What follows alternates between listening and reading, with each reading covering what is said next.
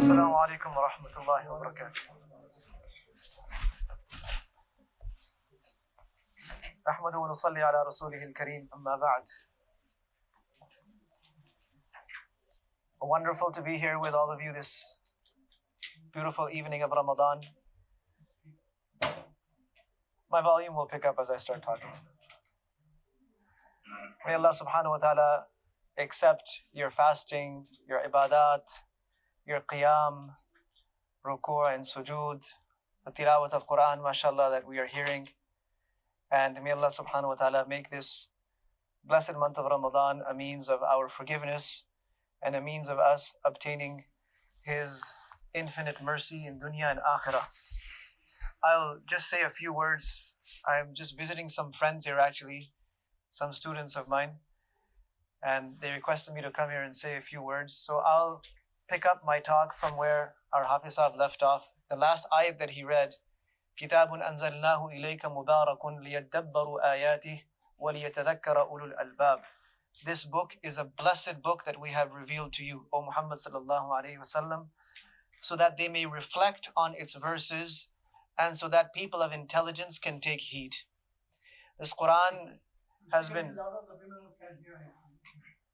I'll do my best. I'll be okay. It will reach, inshallah. The Quran has been called here in this verse Mubarak, filled with barakat. And the Quran gives the Quran many names. تبارك الذي نزل الفرقان. In one place Allah calls it Al-Furqan, the criterion or the book, the decisive book that separates truth from falsehood, haqq from batil, halal from haram. It is Al-Furqan. Another place Allah calls it Hada Bayanul Linnas. It is the explanation. Another place Allah says Tibyanan likulli shay. It is that which gives you the details. Another place He says قَدْ جَاءَتْكُمْ مَوْعِظَةٌ مِّن رَبِّكُمْ. It is a reminder from Allah subhanahu wa ta'ala, an advice. شِفَاءٌ وَشِفَاءٌ لِمَا فِي الصُّدُورِ. It is a cure for all of the pain, the anguish that you have in your chests. It is a cure. وَهُدًى. It is a guidance. وَرَحْمَةٌ. It is a mercy لِلْمُؤْمِنِينَ, for believers. هُدًى لِلنَّاسِ. It is a guidance for mankind. هُدًى لِلْمُتَّقِينَ. It is a guidance for people of taqwa. So the Quran is explaining what the Quran is, explaining what the message is. This is a book that if we harness the guidance in it, it is enough for us, it is enough for mankind. But there are some prerequisites that Allah subhanahu wa ta'ala has laid down in order to benefit from it, like He says, هُدًى لِلْمُتَّقِينَ. It is guidance potentially for all of mankind, هُدًى لِلنَّاسِ, potentially, but actually only for people of taqwa. مَوْعِظَةٌ قَدْ جَاءَتْكُمْ مَوْعِظَةٌ مِّن رَبِّكُمْ. It is an advice for all of mankind. شِفَاءٌ لِمَا فِي الصُّدُورِ, for all of mankind. But practically speaking, it is هُدًى وَرَحْمَةٌ لِلْمُؤْمِنِينَ. Practically speaking, only the mu'mineen will take benefit from it. And as someone has said, put it so beautifully, he says, جَمِيعُ الْعِلْمِ فِي الْقُرْآنِ لَكِنْ تَقَاصَرَ عَنْهُ أَفْهَامُ الرِّجَالِ. All the ilm that mankind needs is in this book, but the intelligence of mankind falls short in harnessing it, in benefiting from it the way they should. This book of vast guidance, mercy, advice, this manual from Allah Azza wa Jal is not the first one. It is the last one, but it is not the first. And in this, Allah subhanahu wa ta'ala gives us a very important message about a pattern that has occurred repetitively with the books of Allah, with the divine revelations of Allah. And that pattern is that Allah subhanahu wa ta'ala would send the book and He would send messengers with those books. They would come and convey the message of Allah Azza wa Jal to those people, and knowledge of the book would proliferate. In other words, it would become easily, readily accessible to those nations. Once the knowledge would proliferate, would become clear and accessible to those nations, something very strange would happen. And that phenomenon is, Allah uses two words for it. In some places, ikhtilaf, the word ikhtilaf is used, and in some places, tafarruq is used. Ikhtilaf and tafarruq. كان الناس أمة واحدة. After Adam alayhi salam, people were all the same. They all had iman. Then they started changing. After Nuh alayhi salam, or before Nuh alayhi salam, they started changing. After Idris alayhi salam, according to some ulama, and after Shith alayhi salam, according to others. فَبَعَثَ اللَّهُ النَّبِيِّينَ مُبَشِّرِينَ وَمُنذِرِينَ. Allah sent prophets. They gave them advices. They gave them warnings. وَأَنزَلَ مَعَهُمُ الْكِتَابِ. And Allah gave them a book. لِيَحْكُمَ بَيْنَ النَّاسِ فِي مَا اخْتَلَفُوا فِيهِ. To resolve the issues of difference amongst them. But then what happened? After this process would take place, they started having a difference of opinions. They started getting divided. وَمَا اخْتَلَفَ فِيهِ إِلَّا الَّذِينَ أُوتُوهُ. No one would have a difference. No one would be divided, but the ones who were given the book. مِن بَعْدِ مَا جَاءَهُمُ الْبَيِّنَاتِ. After clear instructions had come to them. And the other place, وَمَا تَفَرَّقُوا إِلَّا مِن بَعْدِ مَا جَاءَهُمُ الْعِلْمِ. They did not get divided and separated, but after knowledge. And in the other place, فَمَا اخْتَلَفُوا إِلَّا مِن بَعْدِ مَا جَاءَهُمُ الْعِلْمِ. They did not differ, but after knowledge came to them. After bayinat, after ilm, after the kitab, what happened? Ikhtilaf. Isn't it strange? Even though the book came to resolve the differences. So now, in a time when today every single one of us, at the touch of one finger, not even your hand, a swipe of your finger, you have more access to knowledge than people would have in an entire lifetime. Today, with a few swipes of your finger, you have access to more information than entire nations had before. It's unprecedented, the access to information. But remember, and this is why the Quran is preparing us for this, that with this information, while it's very powerful, it can also lead to the division and separation and breakdown of the ummah into factions, into sects, into groups, and then further into subgroups, and there's no end to it. And Allah subhanahu wa ta'ala is not telling us this in the Quran just to make us aware that, look, this is going to happen. No. The Quran is a book of solutions. So He tells us why and when it happens. And that question of, oh Allah, why does that happen after knowledge proliferates and becomes common? How does it happen? Who does it happen to? Allah answers all of that with one word. And that word in the Quran is baghi. Baghyan baynahum. At every occasion when this phenomenon is mentioned, whether in Surah Al-Baqarah in the first ayat, or in Surah Shura in the second ayat that I recited, or in Surah Al-Jathiyah in the third ayat that I recited, baghyan, every single time the word baghi is used. So now let's go through the Quran and see, what does this word imply? What is this word telling us? So baghi has a few meanings in the Quran. One meaning, a general meaning, means to seek something, to look for something.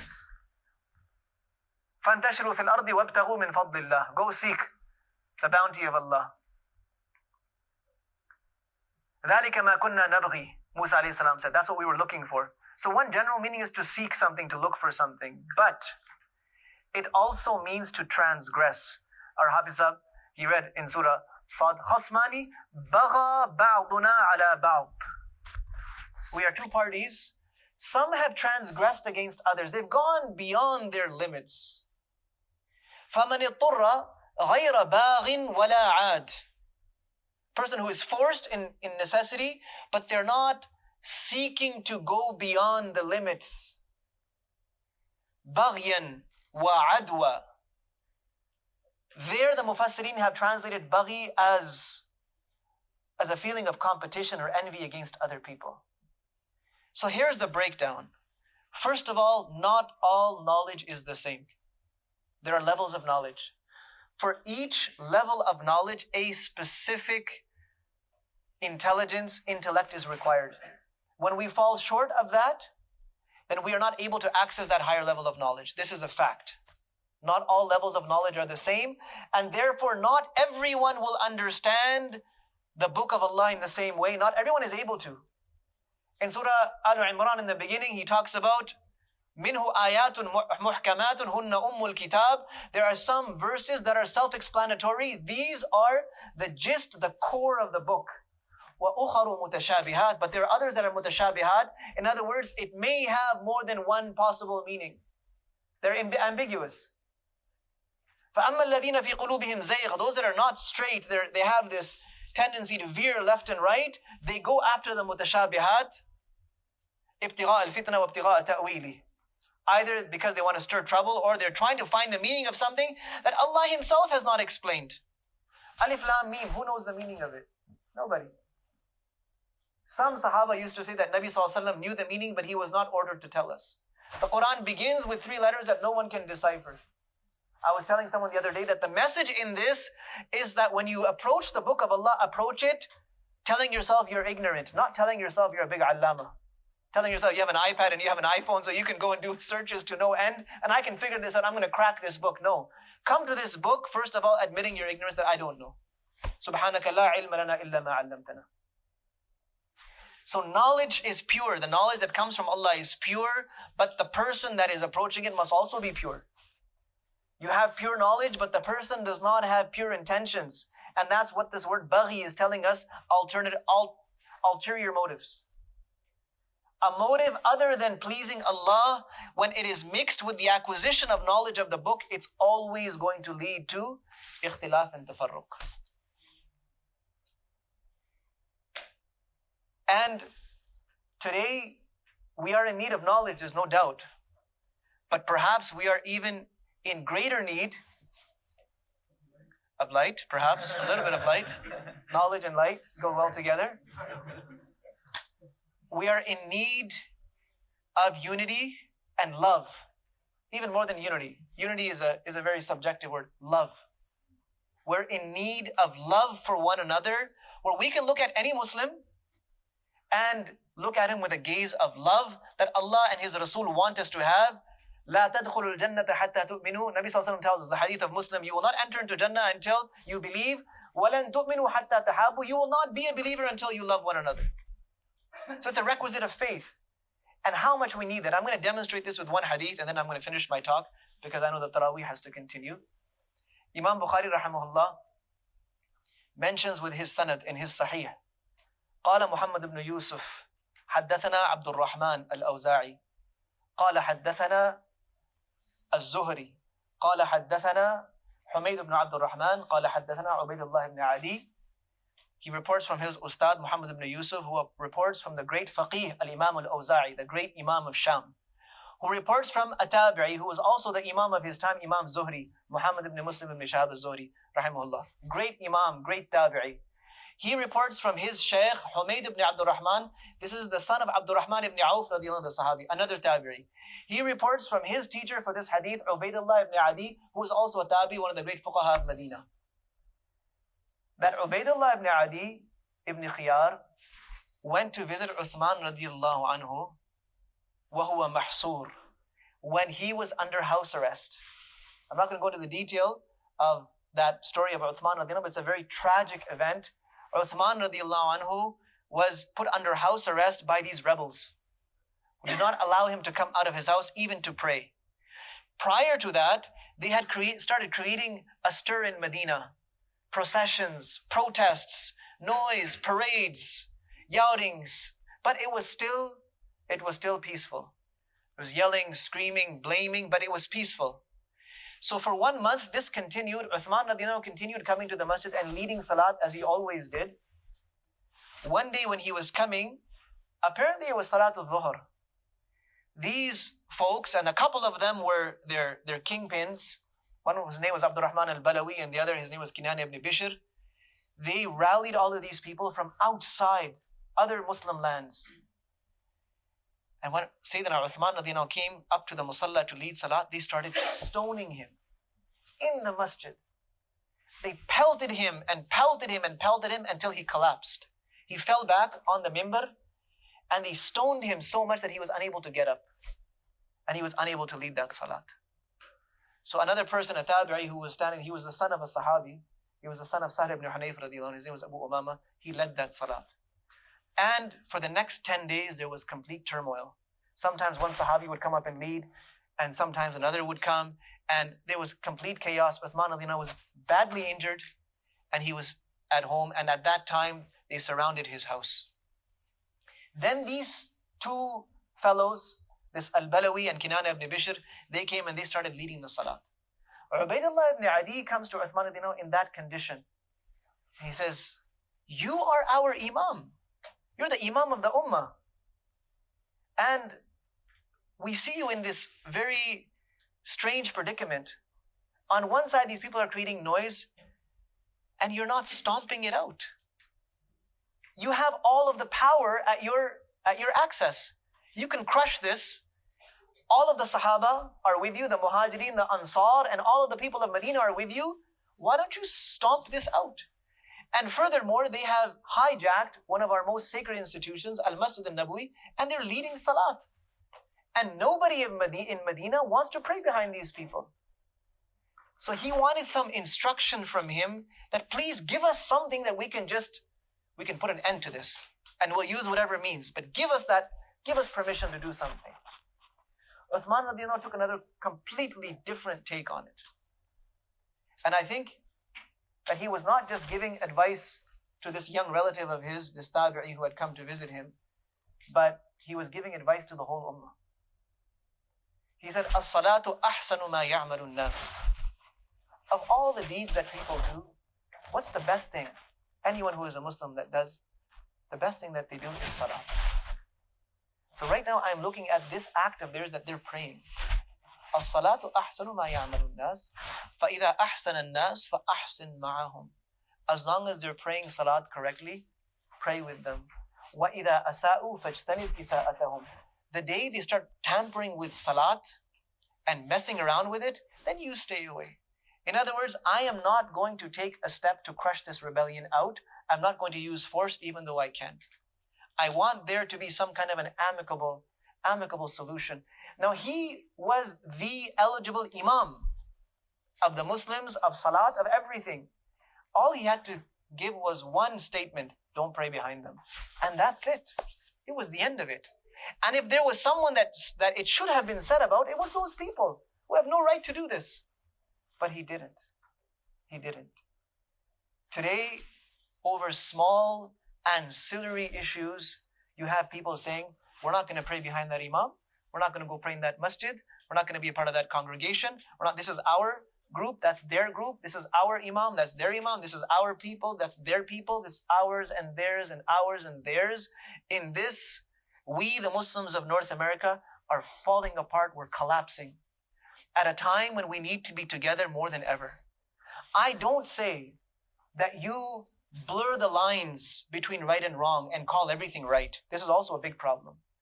I don't say that you leave all the madahib and you just start freestyling and doing whatever anyone tells you. I don't say that at all. Fiqhi issues are important and you need to be following a very clear manhaj in fiqh. But this is not about that. This is after we've gone through all of that, are we going to live together as brothers and sisters or what? Or is the knowledge that we have, the information overload that we're going through, is this going to be a source of our division?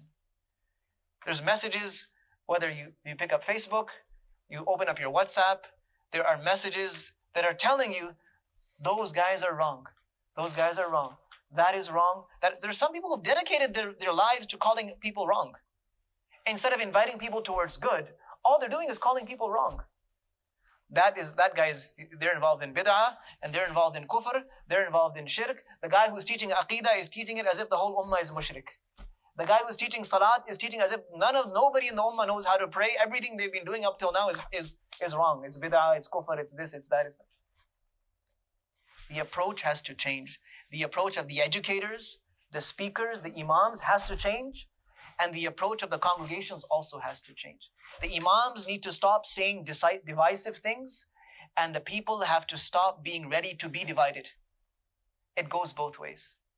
But in this month of Ramadan, if there's one thing we can resolve, and one thing we can decide to do, it's that we are going to make even more efforts of creating a stronger, vaster population, not just strong amongst ourselves with a few friends, but we want to connect and interlink with the rest of the ummah and come forward as an ummah.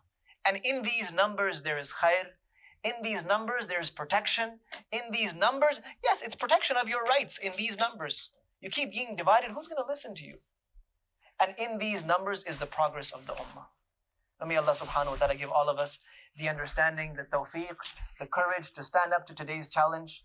And may Allah subhanahu wa ta'ala unite us, and may Allah subhanahu wa ta'ala protect us and protect our future progenies. And may we leave them with a legacy of unity so that tomorrow they don't have to deal with the same issues that you and I are dealing with today.